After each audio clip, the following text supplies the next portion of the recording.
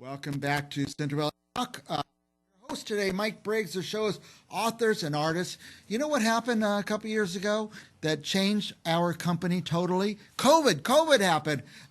We were just interviewing Central Valley authors and then California authors, and COVID came, and we couldn't interview anybody at all. We had to shut down our studio, and we stumbled upon this thing called Zoom. I'm not doing a commercial for Zoom or anything, but we learned how to do interviews with people all over the world. We had somebody from Sicily last week, the week before Paris, South Africa, people from all over the country, all over the world. It's really opened up our show, and it's been very exciting for us. Our next guest is coming from a long, long way away, Chicago, Illinois, Joanne Reid. Welcome, Joanne. I almost said Joanna, and I stopped myself at the last second. Joanne Reid, welcome. Chicago, is your weather mild there?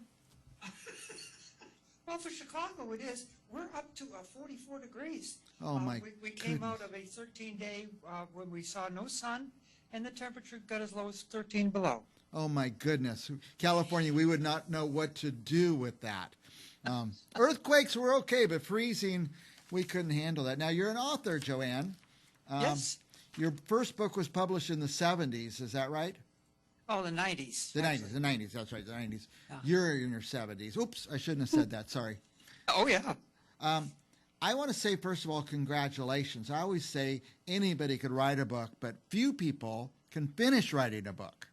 And you did, so congratulations. In fact, I have... And get through all the rigmarole of publishing it and everything else. It's an arduous task. We talk about that a lot on the show, that people don't realize. It's just writing the book is your first giant chore, but once it's written, what happens?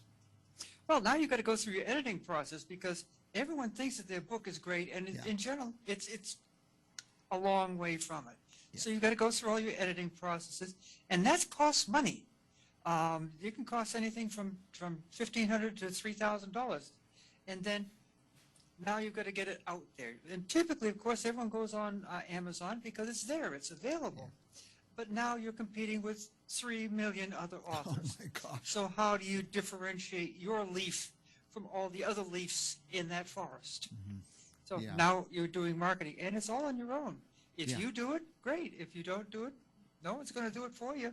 Yeah, well, I tell you, it's been rewarding being part of that marketing process where any author in the world could come on our show and tell us a little bit about their book. And I tend to buy a book from someplace where I've heard of it before, heard of it someplace. I go, I read a book or a week probably, and, well, what's my next book? You're leafing through, like you said, millions of books. Where do I go next? So I like just a little bit of knowledge on these things. Now, editing process, I want to ask about that real quick. When people write, even good writers, you get this forest for the trees thing. There's always some errors, aren't there? Oh, always. And it can always be improved. No one writes perfectly, and even the most successful authors have editors that they've worked with probably for many years at this point, but you go out there and you get your editors, and they're all different kinds of editing processes. Typically, though, most of us are going in towards the tail end, where they're looking for mistakes. Yeah. However, on the front end, you can actually have editors going out there and saying, your book is crap. Yeah, yeah. You have to, you missed your story here, now you got to pick it up over there, make all this stuff go away, start all over, and those are the heavy-duty editors that we all love to hate. It's okay if your book's crap, but you want someone to tell you before you publish it so you can rework it and make stories go smoother, leave things not hanging out there for, that don't make sense and stuff like that. There's a lot of stuff like that, I would imagine. That's right, yeah. And by the way, as a guy who reads as much as I do, I find errors in books all the time. Oh. So. And it's amazing, even after you go through all the editing processes, you go back and read it, and there's this little glitch. Really good. And I mean big authors, big books, big authors with big publishers, I find errors sometimes. So don't worry about if there's an error, but get the help you need. So, yeah, the process. Someday I think we'll do a whole show with you, Joanne, just talking about that process after the book is written and what they all have to go through. Oh, yeah. It's interesting. Now, we have 2 slides here for you. Tell me which one to put up first. One of them has, I think, 3 books. Put up the 3 books first. 3 books. Okay, that's on the screen now. And that's the first series. Essentially, What it is, it's the story of a 56-year-old guy who's sort of semi-retired. He's working for a living, but he's a gamer. He goes out there and he has a whole bunch of friends, and he and 5 of his friends actually won a world championship game. And again, this is role-playing games on the computer, international and all that kind of stuff. They come across an ad that says, a new immersive experience, and they go, wow! Then they jump in there, and the next thing he knows, he finds himself on a planet, a different planet. And he is not he anymore. Oh my he goodness. is she. And she is an elf. And the elf is a queen, a high queen. And it's still a game, though. It's still a game because she has to win. She has to support the king. She has to beat up on the bad guy in order for him to go back home. Except, here's the twist, she falls in love with the handsome prince.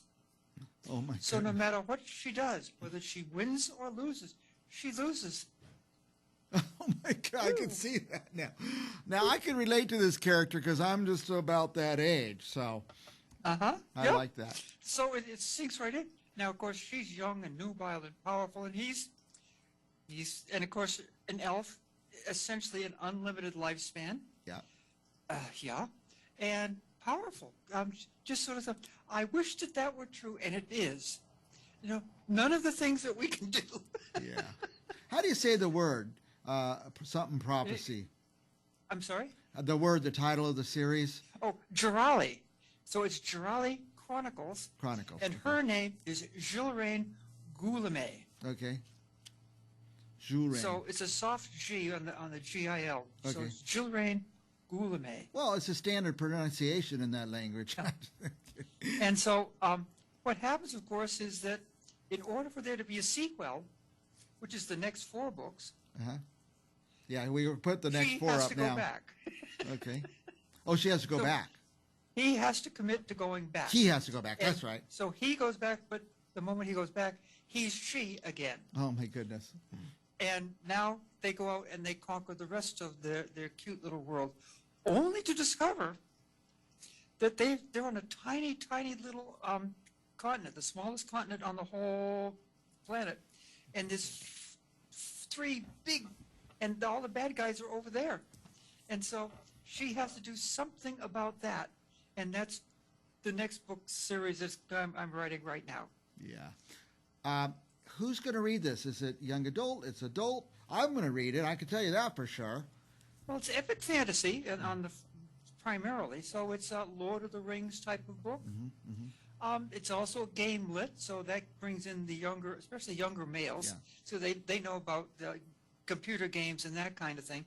And it's also a romance. So yeah. it's not a heavy romance. It's a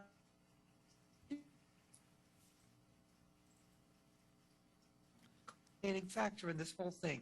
So it's a twist on a twist on a twist. Yeah. I get it. Twist on a twist on a... I love that. I love a series. How many books have I read where you finish it and you put it down and you say, I want more of that. And I appreciate very much that you did that, Joanne. By the way, that's a wonderful compliment to any writer. Yeah. Tell me that you want more. I want more, Oh, yeah. please. Please, want more. Now, we have your whole Amazon link there. It's kind of a long link, but anybody could go there.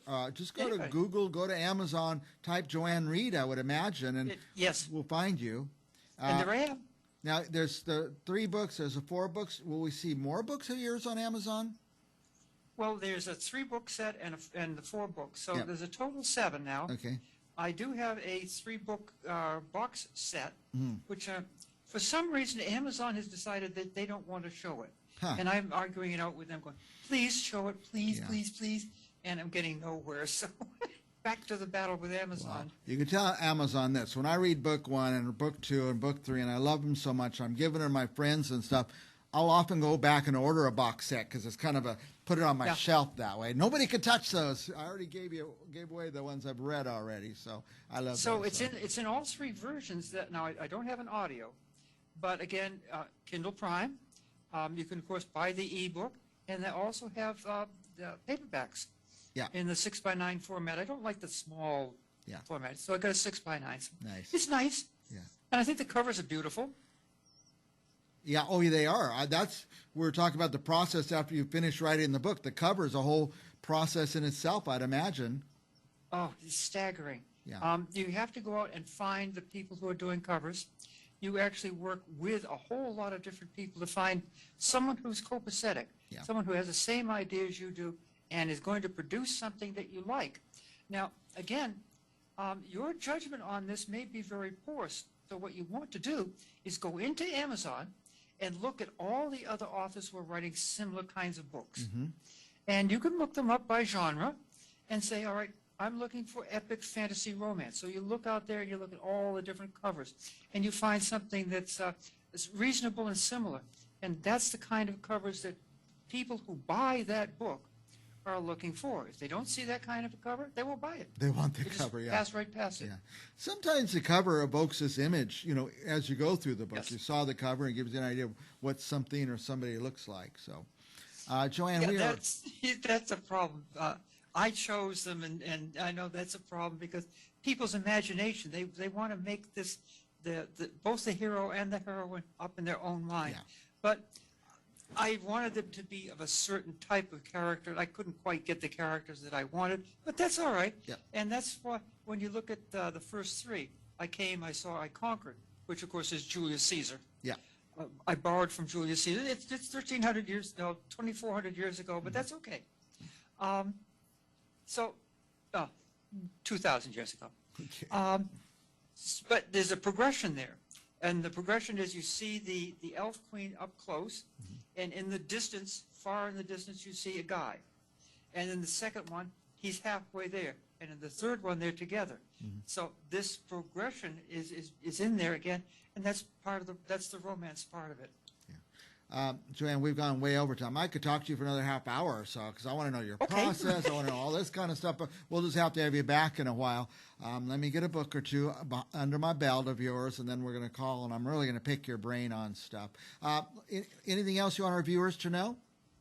Oh, go buy my books and enjoy them. Okay. And please, if you do buy my books, please remember to post a review. It's very important for all authors. Yeah. And, of course, the nicer the review, the nicer my book sales would be. Right. If you can't do a nice review, my mom always said, if you can't do a nice review, don't do a review at all. So I always at least click on, 4 stars or 5 stars, whatever. And I post on 5 stars, please. I do reviews on Goodreads. It's so easy to do that. Goodreads, yeah, it's this great website. If you read a lot, you get to put all your books on Goodreads, and it tells you which of your friends are reading the same book. This is what I do, Joanne, though. Like, I might go buy 5 copies of your book, and I'm going to pass them around to friends. And then we're all reading the same book at once, and that is so fun. So. Oh, thank you. Yeah. Thank you. All right, our guest is Joanne Reid, all the way from Chicago, Illinois, or as we say in California, Illinois. Chicago, and we'll be back with another author and right after this. Bye-bye.